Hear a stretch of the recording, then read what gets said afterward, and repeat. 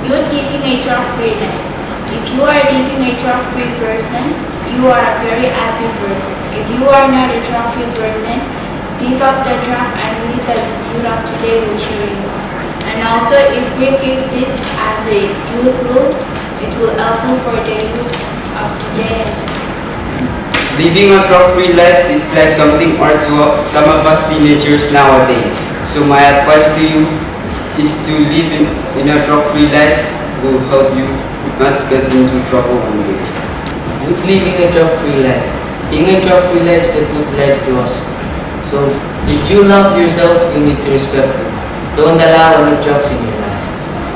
Living a drug-free life means to me that someone is living without using drugs.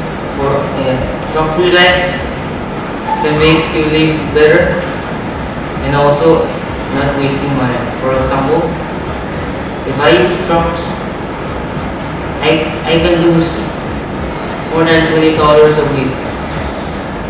And if someone is supposed to die at the age of 50 and he or she is not using drugs, I guarantee that 100% or 50% of his or her age will have a age.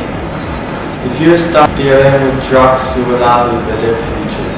There's one thing I want to tell you. Stop it before it's too late.